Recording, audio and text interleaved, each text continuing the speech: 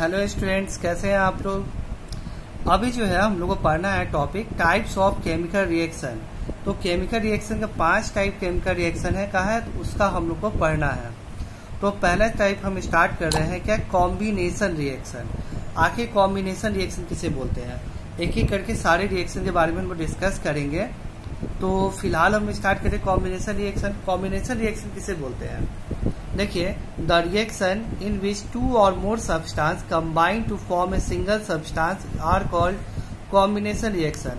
यानी 2 या 2 से अधिक सब्सटेंस मिल करके एक सिंगल सब्सटेंस फॉर्म करता है, तो उसको बोलते हैं क्या, कॉम्बिनेशन रिएक्शन। जैसे कि X और Y नाम का 2 सब्सटेंस है, वो दोनों मिल करके एक सिंगल सब्सटेंस आपको Z बनाता है, ठीक है ना। और बाकी Z के अलावा और बाकी कोई भी प्रोडक्ट फॉर्म नहीं करे, ओनली Z बनाए, इस तरह के रिएक्शन को बोलते हैं क्या, कॉम्बिनेशन रिएक्शन बोलते हैं। यानी जब 2 या 2 से अधिक सब्सटेंस आपस में कंबाइन होकर एक सिंगल कंपाउंड बनाता है, उस रिएक्शन को हम बोलते हैं क्या, कॉम्बिनेशन रिएक्शन। जैसे कि एग्जांपल देखिए, Mg+O2 ऑलरेडी ये रिएक्शन हम लोग पढ़ चुके हैं। फर्स्ट ये सबसे पहले रिएक्शन यही हम लोग पढ़े थे।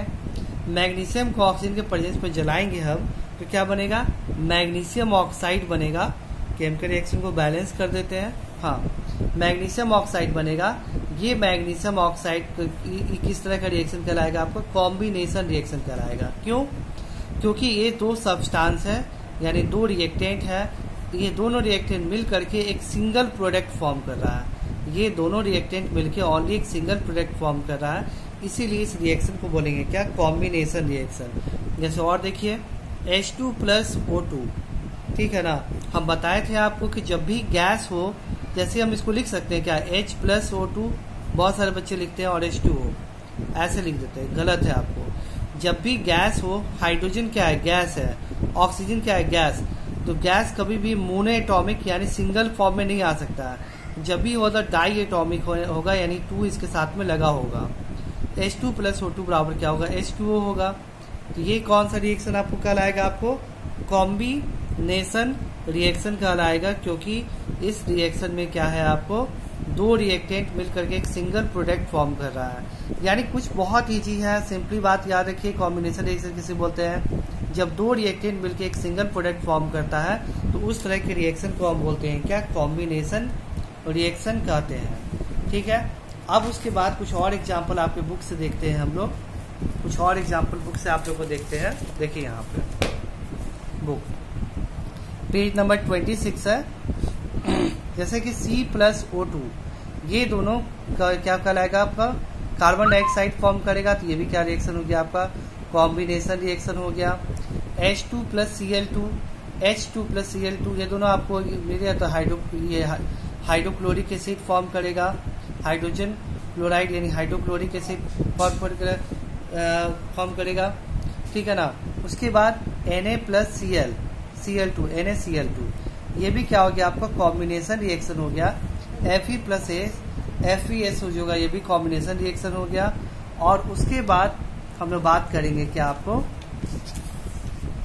नेक्स्ट लास्ट रिएक्शन आपको बुक में देखिए, Ca+H2O, इसको बोलेंगे CaOH का होल 2। इसके बारे में तो ऑलरेडी हम बता चुके हैं आपको। Ca+H2O, इसको कंबाइन करेंगे तो CaOH का क्या होगा, आपका होल 2 होगा। इसको क्या बोलते हैं हम लोग, बताइए आप लोग, कैल्शियम हाइड्रोक्साइड बोलते हैं। कैल्शियम हाइड्रोक्साइड, ठीक है ना। तो ये किस तरह का रिएक्शन हो गया, कॉम्बिनेशन रिएक्शन हो गया। घर में जो आप चूना करते हैं, उसके लिए क्या करते हैं, सबसे पहले आप कैल्शियम लाते हैं। कैल्शियम को क्या बोलते हैं हम लोग, कैल्शियम को बोलते हैं, आपको बोलते हैं स्लैक्ड लाइम बोलते हैं, ठीक है ना, स्लैक्ड लाइम।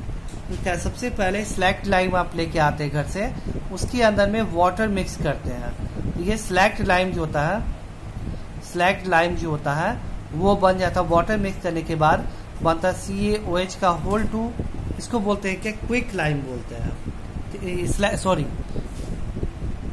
ये आपको जो कैल्शियम ऑक्साइड हो गया, इसको उल्टा बोल दिए, ये आपको इसको बोलते हैं क्विक लाइम बोलते हैं, और इसको बोलते हैं स्लैक्ड लाइम, स्लैक्ड लाइम बोलते हैं। अब उसके बाद यहाँ पे देखिए, ये हो गया। अब इसको क्या करते हैं, फिर दीवार के ऊपर में इसको लेकर के आप पेंट करते हैं, इसको उठा करके। कैल्शियम हाइड्रोक्साइड जो होता है, यानी स्लैक्ट लाइम, क्विक लाइम को स्लैक्ट लाइम कन्वर्ट करने के लिए वाटर मिक्स करना पड़ता है।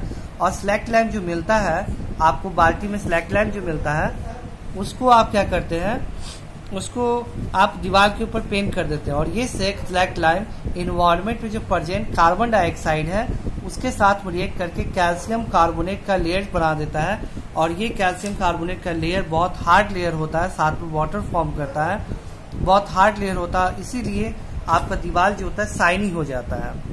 ध्यान से मेरी बात को सुनिए। आप बोले सर ये सब क्यों बता रहे हैं, क्योंकि हम जो होता है ये मेरा बस ये पढ़ना था हमको कि जब भी कैल्शियम वाटर के साथ में रिएक्ट करता है तो कैल्शियम हाइड्रोक्साइड फॉर्म करता है, और ये कॉम्बिनेशन रिएक्शन है। और ये बात आपके एक्स्ट्रा नॉलेज के लिए है, एक्स्ट्रा नॉलेज के लिए कि घर में आप कैल्शियम लेके आते हैं, उसको वाटर में डुबाते हैं, बाल्टी के अंदर में कैल्शियम रख के वाटर डालते हैं, देखते हैं कि खूब धुआं निकलता होगा उससे, क्योंकि हीट हो जाता है, एक्सोथर्मिक रिएक्शन होता है और कैल्शियम हाइड्रोक्साइड फॉर्म करता है, इसको बोलते हैं स्लैक्ट लाइम। और कैल्शियम हाइड्रोक्साइड को अगेन जब आप जो होता है दीवार के ऊपर पोचारा करते हैं, तो ये पोचारा करने के बाद ये आपको तुरंत साइन करता है कि आपको दीवार पोचारा करने के तुरंत बाद नहीं करता है, क्योंकि वो जब पोचारा तुरंत करता है तो ये रहता है कैल्शियम हाइड्रोक्साइड होता है। कैल्शियम हाइड्रोक्साइड धीरे धीरे एनवायरमेंट में जो प्रेजेंट कार्बन डाइऑक्साइड है उसके साथ में रिएक्ट करके कैल्शियम कार्बोनेट का लेयर बना देता है। और ये कैल्शियम कार्बोनेट का एक हार्ड लेयर होता है जो कि शाइनी होता है और साथ में वाटर फॉर्म करता है। ये आपके एक्स्ट्रा नॉलेज के लिए बताएं। चलिए अब फिर एग्जांपल देखते हैं क्या, कॉम्बिनेशन रिएक्शन। जैसे कि आपको बुक में दिया हुआ है NH3 प्लस HCl, ये आपको क्या होगा NH4Cl, ये आपका हो गया। तो ये सब क्या हो गया, आपको कॉम्बिनेशन रिएक्शन हो गया। आप टाइम वेस्ट नहीं करते हैं हम लोग। अब अगले रिएक्शन के बारे में हम लोग पढ़ते हैं। हाँ, ये बात याद रखिएगा, ये आपको जो होता है कॉम्बिनेशन रिएक्शन जो होता है वो कौन सा रिएक्शन होता है, आपको क्या लगता है कॉम्बिनेशन रिएक्शन एक्सोथर्मिक होगा या एंडोथर्मिक होगा, क्या आपको लगता है? कॉम्बिनेशन रिएक्शन जो होता है वो एक्सोथर्मिक होगा या फिर एंडोथर्मिक होगा? तो ध्यान सुनिए, कॉम्बिनेशन रिएक्शन हमेशा आपको एक्सोथर्मिक होता है, यानी ये हीट आपको बाहर निकालता है, ठीक है ना। कॉम्बिनेशन रिएक्शन हमेशा आपको एक्सोथर्मिक होता है और ये एक्सोथर्मिक होता है और आपको हीट बाहर रिलीज करता है। तो most of the chemical reaction most of the combination reaction आपको एक्सोथर्मिक होता है, यानी ये हीट आपको रिएक्शन जब प्रोडक्ट फॉर्म करता है तो हीट आपको रिलीज करता है। लेकिन ये बात ध्यान से सुनिएगा, हम बोले मोस्ट ऑफ, यानी ये नहीं है कि सारे के सारे कॉम्बिनेशन रिएक्शन जो होता है वो आपको एक्सोथर्मिक नेचर का होता है, हीट बाहर रिलीज करेगा। हाँ, मैक्सिमम जो होता है, मैक्सिमम केमिकल रिएक्शन जो होता है एक्सोथर्मिक होता है। जो भी कॉम्बिनेशन रिएक्शन, जो मैक्सिमम कॉम्बिनेशन रिएक्शन आपका एक्सोथर्मिक होता है। लेकिन कुछ ऐसा भी कॉम्बिनेशन रिएक्शन होता है जो एक्सोथर्मिक आपको नहीं भी होता है, इस बात को आप याद रखिएगा। तो चलिए, कॉम्बिनेशन रिएक्शन हो गया। अब नेक्स्ट रिएक्शन हम लोग पढ़ते हैं डीकॉम्पोजिशन रिएक्शन। अब इसके बारे में हम बात करते हैं, डीकॉम्पोजिशन रिएक्शन। तो देखिए, हमारे 2 सेकेंड है, इसको बोलते हैं क्या, डीकॉम्पोजिशन रिएक्शन। देखिए,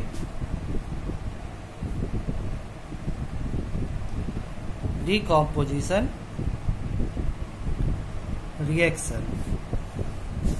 हाँ, देखिए, डीकॉम्पोजिशन रिएक्शन किसे बोलते हैं? सिंपली बात है कि एक सिंगल सब्सटेंस है, ठीक है ना। देखिए, the reaction in which A compound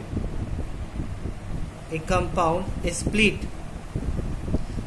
मतलब क्या, टूटना, splits up into 2 or more than 2 substance are known as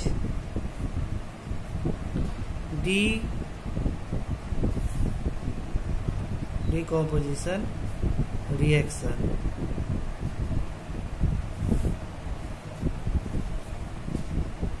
हाँ, देखिए, तो इसमें क्या होता है, डीकॉम्पोजिशन रिएक्शन में एक सिंगल सब्सटेंस टूट करके दो या दो से अधिक सब्सटेंस यानी प्रोडक्ट को फॉर्म करता है, इस तरह के रिएक्शन को बोलते हैं क्या, डीकॉम्पोजिशन रिएक्शन बोलते हैं। देखिए ए नाम का सिंगल सब्सटेंस है, ये टूटा बी और सी के फॉर्म में दो अलग अलग सब्सटेंस फॉर्म कर रहा है, तो इस रिएक्शन को बोलते हैं क्या, डीकॉम्पोजिशन रिएक्शन। यानी when single substance split into two or more than two substance, this type of reaction is called decomposition reaction. इस तरह की रिएक्शन को बोलते हैं डीकॉम्पोजिशन रिएक्शन। लेकिन आपको ये बात ध्यान रखना है कि कोई भी कंपाउंड एकदम बिल्कुल स्टेबल होता है। जैसे देखिए CaCO3 एग्जाम्पल बताते हैं, इसको अगर हम तोड़ेंगे तो क्या बनेगा, CaO कैल्शियम ऑक्साइड और साथ में CO2 कार्बन डाइऑक्साइड, ठीक है, कैल्शियम ऑक्साइड और ये हो गया क्या, कार्बन डाइऑक्साइड, ठीक है ना। तो देखिए यहाँ पे एक सेकेंड,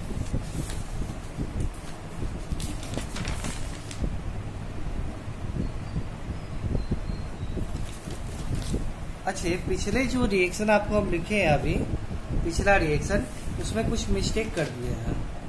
उसमें मिस्टेक ये किए हैं हम यहाँ पे, यहाँ कैल्शियम ऑक्साइड होगा ना, कैल्शियम ऑक्साइड को वाटर के साथ रिएक्ट करते कैल्शियम हाइड्रोक्साइड फॉर्म करता है। हम सिर्फ यहाँ कैल्शियम लिखे थे, ठीक है ना, इसको आप लोग करेक्ट कर लीजिएगा, हम ध्यान ही नहीं दे पाए। अभी जब पढ़ा रहे थे वो तो ध्यान में आया। कैल्शियम ऑक्साइड जो होता है, कैल्शियम ऑक्साइड, इसको वाटर के साथ में मिक्स करते कैल्शियम हाइड्रोक्साइड बनता है। यहाँ पे ये देना भूल गए थे, अभी वो रिएक्शन लिख रहे थे तो इसका याद आया आपको। हाँ चलिए, तो ये देखिए आपको यहाँ पे डीकॉम्पोजिशन रिएक्शन किसे बोलते हैं। डीकॉम्पोजिशन रिएक्शन में क्या होता है कि कैल्शियम ऑक्साइड जो होता है, कैल्शियम कार्बोनेट, ये जो होता है कैल्शियम कार्बोनेट है, इसको ये क्या करेंगे, इसको हम कैल्शियम ऑक्साइड और कार्बन डाइऑक्साइड के फॉर्म में कन्वर्ट होता है रिएक्शन करने के बाद। इस रिएक्शन को बोलते हैं क्या, डीकॉम्पोजिशन रिएक्शन बोलते हैं, ठीक है ना, डीकॉम्पोजिशन रिएक्शन बोलते हैं। हाँ लेकिन ये बात ध्यान रखिएगा, आप डीकॉम्पोजिशन रिएक्शन बोलते हैं तो देखिए कैल्शियम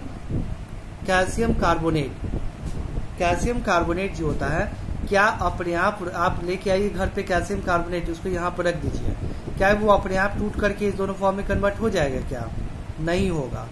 कैल्शियम कार्बोनेट खुद का एक स्टेबल कंपाउंड होता है, तो बिना किसी रीजन का अपने आप टूटेगा नहीं। कोई भी कंपाउंड अब स्टेबल होता है तो वो बिना किसी रीजन के टूटेगा नहीं, उसको कोई रीजन देना पड़ेगा तभी जाके वो टूटेगा। मेरी बात को ध्यान समझिएगा। यहाँ कैल्शियम कार्बोनेट जो होता है टूट करके कैल्शियम ऑक्साइड और कार्बन डाइऑक्साइड गैस फॉर्म कर रहा है, तो क्या आपने मर्जी से टूट के दोनों फॉर्म कर लिया, नहीं किया, इसको फोर्स किया गया कि तुम टूट करके इस दोनों कंपाउंड को फॉर्म करो, ठीक है ना, इसको फोर्स किया गया है, इस टूट करके इस कंपाउंड को फॉर्म करो। तो यानी कोई भी स्टेबल कंपाउंड अपने आप टूट करके दो या दो से अधिक प्रोडक्ट फॉर्म नहीं करता है। यानी इनडायरेक्ट रूप में ये कहना चाह रहे हैं कि डीकॉम्पोजिशन रिएक्शन होने के लिए आपको अलग से उस किसी भी कंपाउंड को एनर्जी प्रोवाइड करना पड़ेगा, तभी जाके डीकॉम्पोजिशन रिएक्शन होता है।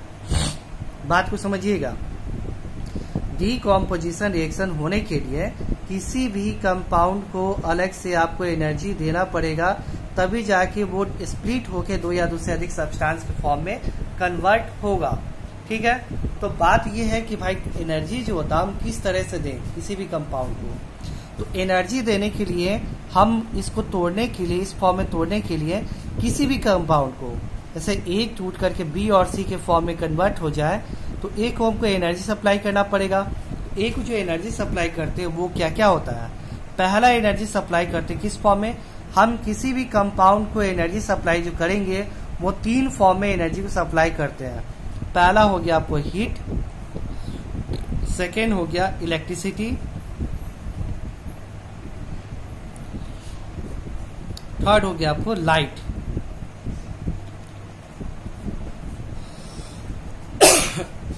यानी डीकॉम्पोजिशन रिएक्शन को करवाने के लिए किसी भी जो रिएक्टेंट होता है उसको एनर्जी देना पड़ता है, तभी जाकर वो स्प्लिट हो पाता है। समझिए ध्यान से, डीकॉम्पोजिशन रिएक्शन को करवाने के लिए जो रिएक्टेंट होता है उसको एनर्जी देना पड़ता है, तभी जाके वो प्रोडक्ट के फॉर्म में कन्वर्ट करेगा। और ये बात ध्यान रखिए कि ये जो कंपाउंड होता है, यहाँ ये जो कंपाउंड होता है उसको आप एनर्जी जो आप दे सकते हैं कि 3 फॉर्म में, हीट के फॉर्म में, इलेक्ट्रिसिटी के फॉर्म में और लाइट के फॉर्म में। तो क्या इसको तीनों दे देंगे, हम हीट देंगे तो ये इसे कन्वर्ट होगा क्या? लाइट इलेक्ट्रिसिटी देंगे तभी कन्वर्ट होगा क्या? लाइट देंगे तभी कन्वर्ट होगा क्या? नहीं। किसी भी केमिकल रिएक्शन को इस तीनों में से कोई एक ही चीज चाहिए होगा, उसी पे वो स्प्लिट होकर 2 या से अधिक फॉर्म में कन्वर्ट होगा। जरूरी नहीं कि इसको हम ये जो आपको दिया इसको इलेक्ट्रिसिटी दे दे तो इस दोनों फॉर्म में कन्वर्ट करेगा क्या? नहीं करेगा। इसको लाइट दे दे तो कन्वर्ट करेगा क्या? नहीं करेगा। किसी खास रिएक्टेंट को कोई खास चीज, तीनों में से कोई खास चीज देना पड़ेगा तभी जाके वो रिएक्ट करेगा। तो डिपेंड करता है रिएक्टेंट किस टाइप का। जैसे कि यहाँ पे हम लिखे हैं CaCO3, इसको अब कन्वर्ट करें CaO प्लस CO2 में, तो यहाँ पे इसको क्या प्रोवाइड करना पड़ेगा? इस तीनों में से यहाँ पे इसको हीट प्रोवाइड करना पड़ेगा, तब जाके इस फॉर्म में कन्वर्ट करेगा। लार्ज अमाउंट ऑफ हीट देना पड़ता है। यानी कहीं पे भी तो फाइनली डीकॉम्पोजिशन रिएक्शन किसे बोलते हैं? जहां एक सिंगल सब्सटेंस टूट करके 2 या 2 से अधिक सब्सटेंस के फॉर्म में कन्वर्ट होता है, इस रिएक्शन को बोलते हैं डीकॉम्पोजिशन रिएक्शन। डीकॉम्पोजिशन रिएक्शन खुद से नहीं होता, उसको करवाने के लिए अलग से एनर्जी देना पड़ता है। एनर्जी हम 3 फॉर्म में दे सकते हैं, हीट के फॉर्म में, लाइट के फॉर्म में, इलेक्ट्रिसिटी के फॉर्म में। तो हर रिएक्शन को अलग अलग जो होता है रिक्वायरमेंट होता है कि वो आपको हीट से वो टूटेगा कि लाइट से टूटेगा कि एनर्जी कि वो आपको जो है इलेक्ट्रिसिटी टूटेगा, वो उसके ऊपर डिपेंड करता है। तो चलिए हम बात करते हैं पहले हीट का। हीट से कौन कौन से कंपाउंड टूटता है, एग्जाम्पल लेते हैं। तो पहला एग्जाम्पल तो ये हम लोग पढ़ ही चुके हैं, कैल्शियम ऑक्साइड, कैल्शियम कार्बोनेट जो होता है उसको अगर हीट करेंगे तो कैल्शियम ऑक्साइड और कार्बन डाइऑक्साइड के फॉर्म में कन्वर्ट होगा। तो पहला ये हो गया। अब चलिए सेकेंड हम लोग देखते हैं। सेकेंड हमारा एग्जाम्पल है क्या, आपको बुक से हम देखते हैं। हाँ चलिए, सेकेंड एग्जाम्पल है क्या, KClO3 potassium chlorate. KClO3 potassium chlorate है, उसको भी अगर हम हीट सप्लाई करते हैं तब जाकर के ये क्या होगा, KCl और O2 के फॉर्म में कन्वर्ट होगा। KCl और O2 के फॉर्म में कन्वर्ट होगा। रिएक्शन को बैलेंस कर देते हैं। हाँ, KCl O2 के फॉर्म में, ये भी क्या डीकॉम्पोजिशन रिएक्शन, हीट होगा। और एक बात ध्यान रखिएगा, उसको अगर जो भी ये डीकॉम्पोजिशन रिएक्शन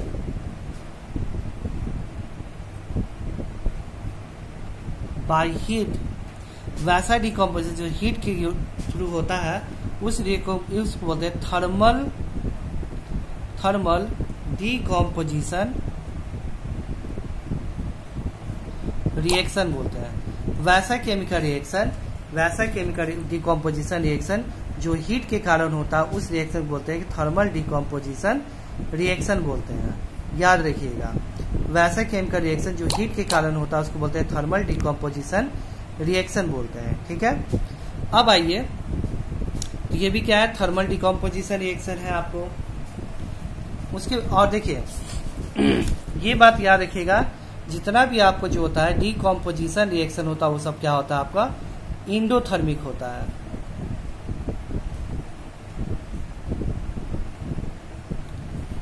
इंडोथर्मिक होता है क्योंकि हीट ये लेता है। अब आइए, अगला हीट का एग्जाम्पल है क्या, FeSO4। इसको हीट करते हैं हम लोग तो क्या बनेगा, ये Fe2O3 प्लस SO2 और प्लस आपको बनेगा SO3। यानी ये क्या, FeO3 मतलब क्या होगा, ferric oxide, sulphur dioxide, sulphur trioxide. और ये क्या है आपका फेरस सल्फेट है, ये ग्रीन कलर का होता है। ठीक है ना, ये सब रिएक्शन आपको याद करना पड़ेगा क्योंकि आपके एग्जाम में आता है कि इसको अगर हम हीट करेंगे तो क्या प्रोडक्ट फॉर्म करेगा और क्या कलर में चेंज होगा, ये सब एग्जाम में पूछा जाता है। तो इसका कलर होता है, इसका नाम है फेरस सल्फेट, इसका कलर होता है ग्रीन। जब यहाँ पे आपको इसको हीट किया जाता है तो बन जाता है ये क्या, फेरिक ऑक्साइड, इसका कलर होता है ब्राउन। यानी कहने का मतलब है क्या, फेरस सल्फेट जो कि ग्रीन कलर का होता है, उसको हीट करता है तो फेरिक ऑक्साइड बनता है और उसका कलर हो जाता है क्या, ब्राउन। ये सब याद रखना जरूरी है क्योंकि एग्जाम में पूछता है what happen when ferric sulphate is heated, ठीक है ना। तो आप लिखना होगा ferric sulphate is heated then it forms, ठीक है ना, it forms ferric oxide, sulphur dioxide and its colour change from green to brown. ये सब आपको एग्जाम में लिखना पड़ेगा, इसलिए आपको याद करना है। ये आपके बुक में पेज नंबर 29 में दिया हुआ है, ये रिएक्शन याद कर लीजिएगा। अब नेक्स्ट है क्या आपका, नेक्स्ट आपको जो होता है PbNO3 का होल 2, इसको आपको हीट करेंगे तो PbO प्लस NO2 और साथ में O2 बनेगा। इसका कलर क्या होता है, ये आपको कलरलेस होता है और ये भी क्या है, थर्मल डिकम्पोजिशन रिएक्शन की हीट इसको देना पड़ता है। उसके बाद ये जो बनेगा आपको लीड मोनोऑक्साइड, इसका कलर होता है येलो और इसका NO2 जो होता है नाइट्रोजन डाइऑक्साइड, इसका क्या होता है, ब्राउन होता है। ये सब कलर आपको याद करना पड़ेगा। चलिए, तो अब हो गया ये हीट का एग्जाम्पल, हम खत्म करते हैं। अब हम बात करते हैं इलेक्ट्रिसिटी। हीट का एग्जाम्पल खत्म, इलेक्ट्रिसिटी में आपको देखिए पहला वाटर, नंबर 1 है टॉपिक, बहुत इंपॉर्टेंट है, VVI एग्जाम में से क्वेश्चन आपसे पूछता है। इलेक्ट्रिसिटी में पहला एग्जाम्पल पढ़ेंगे इलेक्ट्रोलिसिस ऑफ वाटर।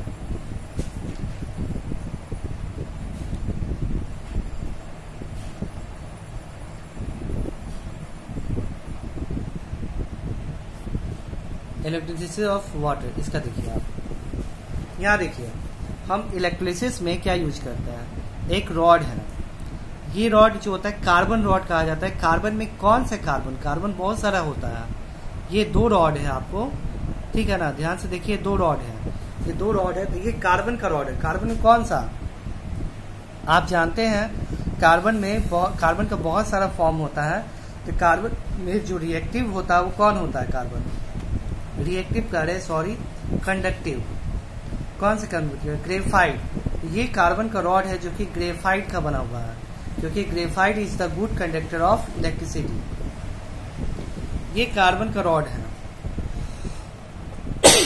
इसको हम ऐसे एक जो होता है रबर के से इसको हम गाड़ दिए।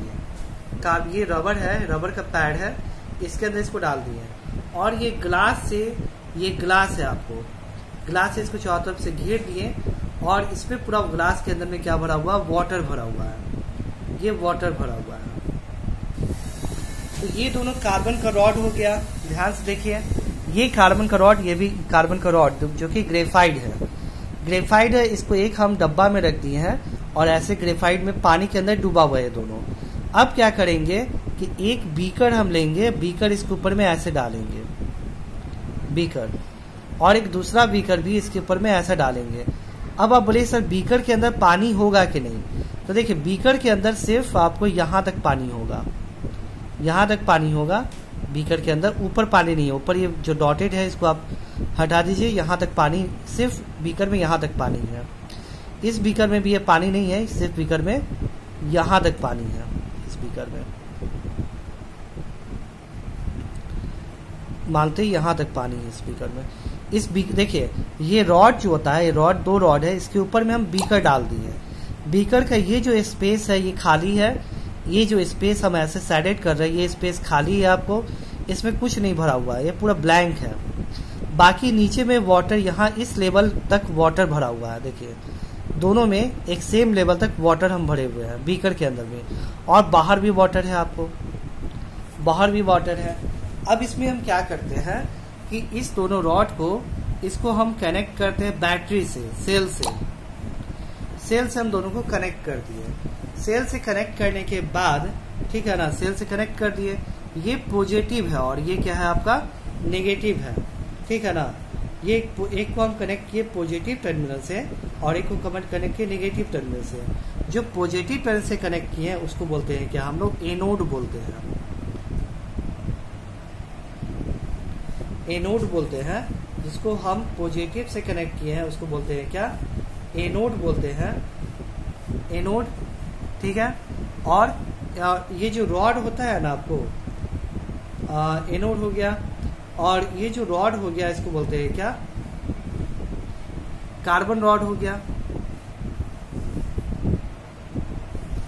और इसको बोलेंगे क्या, कैथोड।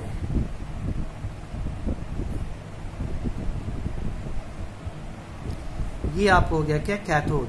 यानी ये दो रॉड है, जिसको हम पॉजिटिव से जोड़े उसको बोलेंगे क्या, कैथोड बोलेंगे, एनोड बोलेंगे। पॉजिटिव वाला एनोड और नेगेटिव वाला कैथोड होगा।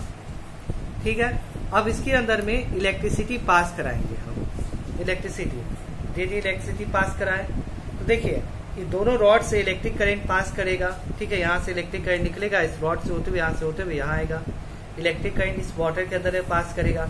तो जैसे ही वाटर से, ये वाटर है, जैसे ही इसे इलेक्ट्रिक करंट हम पास कराएंगे तो क्या होगा आपको, ये हाइड्रोजन और ऑक्सीजन गैस के फॉर्म में कन्वर्ट होगा यहाँ पे।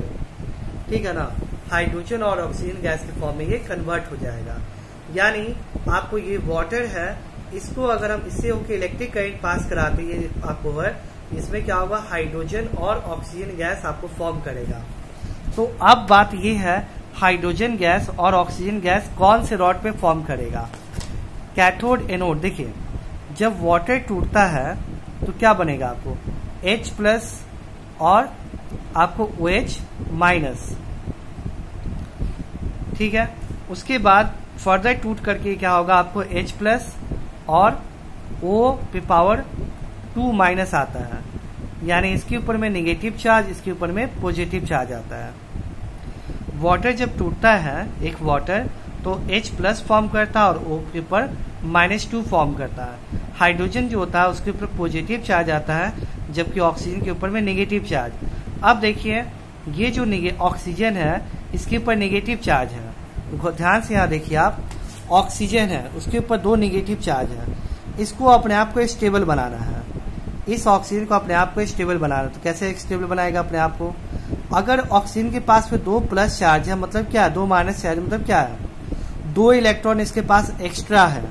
अगर इससे हम 2 इलेक्ट्रॉन बाहर निकाल दें, 2 इलेक्ट्रॉन बाहर निकाल दें, तब क्या होगा, ये O बन जाएगा और ये स्टेबल हो जाएगा। हाइड्रोजन के पास प्लस चार्ज है, मतलब इसके पास इलेक्ट्रॉन में कमी है, तो 1 इलेक्ट्रॉन इसको दे दे, तब ये क्या बन जाएगा, H बन जाएगा। यानी हमको स्टेबल बनाने के लिए जब वाटर का इलेक्ट्रोलिसिस होगा तो H+ और O के ऊपर -2 चार्ज आएगा, दोनों सेपरेट हो जाएगा। अब हाइड्रोजन जो होता है उसके ऊपर पॉजिटिव चार्ज है, उसको स्टेबल बनाने के लिए उसको क्या करना पड़ेगा, 1 इलेक्ट्रॉन देना पड़ेगा, तब जाके वो हाइड्रोजन बन जाएगा। ऑक्सीजन को भी 2 इलेक्ट्रॉन कम है, 2 इलेक्ट्रॉन ज्यादा है इसके पास, 2 इलेक्ट्रॉन से बाहर निकालना पड़ेगा, तब ये प्योर ऑक्सीजन बन जाएगा, स्टेबल हो जाएगा। तो अब बात है क्या, ये बात समझ में आपको आ गया होगा कि जब वाटर को H2O जब टूटेगा तो आपको O-2 और H+ खुलाएगा, और O-2 को स्टेबल बनाने के 2 इलेक्ट्रॉन बाहर निकालना पड़ेगा, H+ को स्टेबल बनाने 1 इलेक्ट्रॉन इसको देना पड़ेगा, तब जाके ये दोनों स्टेबल हो जाएगा। ठीक है, स्टेबल होने के बाद अब बात है कि ये आखिरी 2 इलेक्ट्रॉन से निकाला कौन और 1 इलेक्ट्रॉन इसको दिया कौन। अब ये भी तो बात है कि तो आखिर ऑक्सीजन को 2 इलेक्ट्रॉन निकाला कौन इससे, और हाइड्रोजन को 1 इलेक्ट्रॉन दिया कौन। तो यहाँ देखिए ये रॉड जो होता है ये किससे जुड़ा हुआ है, पॉजिटिव। तो ये रॉड जो होता है पॉजिटिव रॉड है, और ये रॉड क्या है, नेगेटिव। नेगेटिव रॉड का मतलब होता है कि इसके पास इलेक्ट्रॉन बहुत ज्यादा मात्रा में है। पॉजिटिव रॉड का मतलब है कि यहाँ पे इलेक्ट्रॉन का कमी है। ये जब इलेक्ट्रिसिटी पढ़ाएंगे आपको तो बताएंगे, जो नेगेटिव से जुड़ा रहता है ना उसका मतलब है कि उसको इलेक्ट्रॉन का कमी है, जो पॉजिटिव से जुड़ा रहता है उसको इलेक्ट्रॉन का रिक्वायरमेंट होता है। तो ये जो ऑक्सीजन है आप खुद सोचिए, नेगेटिव चार्ज है, ये किधर जाएगा, इसके बाद 2 इलेक्ट्रॉन एक्स्ट्रा है, किसको देगा, पॉजिटिव, इसको देगा कैथोड को देगा कि एनोड को देगा। कैथोड मतलब पॉजिटिव, एनोड कैथोड मतलब नेगेटिव, और एनोड मतलब क्या होगा, पॉजिटिव। ठीक है ना, तो ये क्या है, ये एनोड है और ये क्या कैथोड है। एनोड को तो ये निगेटिव चार्ज है, एनोड को इलेक्ट्रॉन का कमी है, तो ऑक्सीजन जो होता है किसके ऊपर जाके चिपकेगा, आपको इस एनोड के ऊपर जाके ऑक्सीजन चिपकेगा, ठीक है ना। अपना दोनों इलेक्ट्रॉन इसको दे देगा और स्टेबल हो जाएगा। उसके बाद ये H प्लस इसके पास पॉजिटिव चार्ज किसके ऊपर जाके चिपकेगा, ये कैथोड के ऊपर चिपकेगा, क्योंकि इसके पास नेगेटिव चार्ज है। तो इसका कैथोड क्या करेगा, इसके पास एक इलेक्ट्रॉन कमी, कैथोड इसको एक इलेक्ट्रॉन दे देगा। अब ऑक्सीजन के पास 2 इलेक्ट्रॉन ज्यादा है, तो एनोड क्या करे, इसका 2 इलेक्ट्रॉन ले लेगा खुद, तो ये ऑक्सीजन फ्री हो जाएगा और हाइड्रोजन भी फ्री हो जाएगा। तो ये अब क्वेश्चन आपसे पूछा जाता है एग्जाम में कि बताइए कि ऑक्सीजन कहाँ कलेक्ट होगा, एनोड पे कलेक्ट होगा कि कैथोड पे।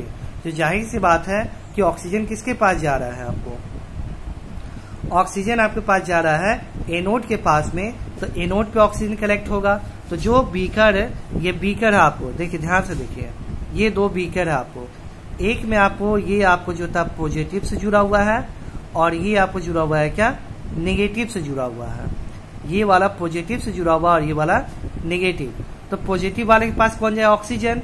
ऊपर जो होता है, ऊपर क्या भरेगा, आपका ऑक्सीजन भरेगा, और इसमें क्या भरेगा, नीचे में इसमें हाइड्रोजन भरेगा। यानी जो आपको ये जो आपको है 2 प्लेट, एनोड के ऊपर आपको आएगा क्या, एनोड के ऊपर आएगा आपको हाइड्रोजन, ये ऑक्सीजन, और कैथोड के ऊपर आएगा क्या, हाइड्रोजन। तो आपसे एग्जाम में पूछा जाता है जब वाटर का इलेक्ट्रोलिसिस करते हैं तो किस पे कौन सा गैस आता है, एनोड पे कौन सा गैस आता है, कैथोड पे कौन सा गैस आता है। तो आपको याद रखना है, इस बार के एग्जाम में भी पूछा हुआ था आपके बोर्ड एग्जाम में, एनोड के ऊपर में आता है ऑक्सीजन और कैथोड के ऊपर आता है क्या, हाइड्रोजन आता है। क्यों, एनोड आपको जो होता है पॉजिटिव चार्ज होता है, ऑक्सीजन नेगेटिव चार्ज होता है, इसलिए नेगेटिव चार्ज कैथोड एनोड के ऊपर अट्रैक्ट होता है, जबकि negative charge positive charge cathode के ऊपर में आपको अट्रैक्ट होता है। और ये जो आपको बीकर में, तो इस एक बीकर में आपको पूरा हाइड्रोजन गैस बढ़ना शुरू हो जाएगा और एक बीकर में ऑक्सीजन गैस बढ़ना शुरू हो जाएगा। तो ये पहला क्वेश्चन का आंसर हो गया है क्या, कि आपको कैथोड के ऊपर में आएगा, आपको कैथोड के ऊपर आएगा हाइड्रोजन गैस और एनोड के ऊपर आएगा क्या, ऑक्सीजन गैस। पहला ये क्लियर हो गया हमारा कि एनोड के ऊपर आएगा क्या, ऑक्सीजन, और कैथोड के ऊपर आएगा क्या, हाइड्रोजन। ये काम में फिक्स हो गया। अब बात है क्या दोनों का वॉल्यूम सेम होगा कि नहीं होगा। मान लेते हैं कि ये 10 मिनट हम एक्सपेरिमेंट करा, 10 मिनट के बाद जो आपको ऑक्सीजन बना और हाइड्रोजन बना, ऑक्सीजन 1 लीटर बना, तो क्या हाइड्रोजन भी 1 ही लीटर बनेगा। जब हम वाटर को तोड़े तो ऑक्सीजन भी बन रहा है और हाइड्रोजन भी बन रहा है, तो क्या दोनों सेम क्वांटिटी में टूटेगा, ऑक्सीजन भी 1 लीटर बनेगा, हाइड्रोजन भी 1 लीटर बनेगा, नहीं, ऑक्सीजन और हाइड्रोजन दोनों अलग अलग क्वांटिटी बनेगा। देखिए हम लिखते हैं क्या, रिएक्शन H2O टूटेंगे तो H2 प्लस O2, रिएक्शन को बैलेंस करेंगे तो यहाँ 2, यहाँ पे 2 और यहाँ पे आता है क्या, O2 आता है। यानी 1-2 हाइड्रोजन मॉलिक्यूल टूटता है तो आपको क्या बनता है, H2 का 2 मॉलिक्यूल बनता है, तो ऑक्सीजन का 1 ही मॉलिक्यूल बनता है। यानी कहने का मतलब है कि अगर हाइड्रोजन 2 लीटर बनेगा तो ऑक्सीजन आपको 1 ही लीटर बनेगा। अगर आपको ये H2O टूटता है तो 2 मॉलिक्यूल ऑफ हाइड्रोजन बनाता है और 1 ही मॉलिक्यूल ऑफ ऑक्सीजन बनाता है। कहने का मतलब है क्या कि अगर H2O टूटेगा तो 2 लीटर अगर आपको हाइड्रोजन बनाएगा तो 1 ही लीटर आपको ऑक्सीजन बनाता है। इस बात को भी याद रखना जरूरी है। तो फाइनली हम आपको इस टॉपिक को एंड करते हुए आपको बता रहे हैं कि जब भी हम वाटर का इलेक्ट्रोलाइसिस कराते हैं, इलेक्ट्रोलाइसिस ऑफ वाटर कराते हैं, तो इसमें क्या होता है आपको कि 2 प्लेट लेते हैं, एनोड और कैथोड। एनोड जो होता है वो पॉजिटिव चार्ज होता है, उसके ऊपर में आपको एनोड जो होता है पॉजिटिव चार्ज होता है, उसके ऊपर में ऑक्सीजन गैस फील होता है, जबकि कैथोड नेगेटिव चार्ज, उसके ऊपर हाइड्रोजन गैस फील होता है। अगर आपको देख रहे हैं बुक में दिया 2 वॉल्यूम हाइड्रोजन और 1 वॉल्यूम आपका ऑक्सीजन, यानी अगर 2 लीटर ये बनता है हाइड्रोजन तो 1 लीटर आपका ऑक्सीजन फॉर्म करेगा। ठीक है, चलिए तो ये आपको जो होता है decomposition reaction with the help of electricity में इलेक्ट्रोलाइसिस ऑफ वाटर समझ में आपको आ गया, और भी इलेक्ट्रोलाइसिस ऑफ NaCl। अब पढ़ते हैं नेक्स्ट एग्जाम्पल, NaCl यानी नमक। NaCl है आपको, NaCl से भी अगर हम इलेक्ट्रिक करंट पास कराते तो क्या होगा, Na+Cl के फॉर्म में कन्वर्ट हो जाता है। Na क्लोरीन गैस है तो Cl2 लिखेंगे हम, 2Na और Cl के फॉर्म में कन्वर्ट हो जाता है, ठीक है ना। ये इस फॉर्म में, तो ये भी क्या है आपका, ये भी डीकॉम्पोजिशन रिएक्शन है with the help of electricity है। यहाँ पे भी क्या होगा, Na जो होता है, Na Cl से इलेक्ट्रिक करंट पास कराएंगे तो Na+ आएगा और Cl किसके ऊपर आएगा, माइनस चार्ज। तो आप खुद सोचिए कि Na किसके ऊपर कलेक्ट होगा और क्लोरीन किसके ऊपर कनेक्ट होगा। Na जो होता है पॉजिटिव चार्ज इसके ऊपर में है तो ये कैथोड के ऊपर कनेक्ट होगा, जबकि क्लोरीन के ऊपर नेगेटिव चार्ज तो ये एनोड के ऊपर में कलेक्ट होगा। सिंपल बात है, ठीक है। तो फाइनली इलेक्ट्रोलाइसिस ऑफ वाटर, ये आपको जो है decomposition reaction with the help of electricity हमारा कंप्लीट हो गया। अब हम बात करेंगे नंबर 1, नंबर 3 वो है क्या आपका light decomposition reaction with the help of light. तो देखिए एग्जाम्पल है AgCl मतलब सिल्वर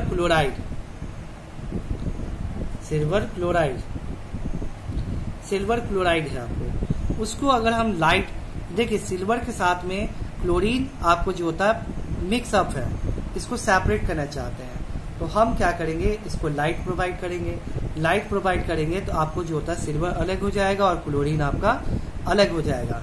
यानी ये क्या, एक सिंगल सब्सटेंस टूट करके दो या दो से एक सब्सटेंस फॉर्म कर रहा है तो इस रिएक्शन को बोलेंगे क्या, डीकॉम्पोजिशन रिएक्शन बोलेंगे, ठीक है। ये आपको हो गया। जैसे कि AgBr, ये भी क्या हो गया, इसको लाइट हम प्रोवाइड करेंगे तो क्या होगा, Ag+Br2 इसको बैलेंस कर दिया 2 और यहाँ पे भी 2 लगाना पड़ेगा, Ag_Br2। ये भी क्या हो गया आपका, Br ब्रोमीन गैस होता है इसलिए यहाँ पे 2 लगा है, तो ये भी क्या आपको है, डीकॉम्पोजिशन रिएक्शन हो गया, ठीक है। और डीकॉम्पोजिशन रिएक्शन हमेशा आपको किस नेचर का होता है, आपका एंडोथर्मिक नेचर का होता है कि हीट ये ऑब्जर्व करता है। तो आई होप कि आपको ये टॉपिक समझ में आया होगा।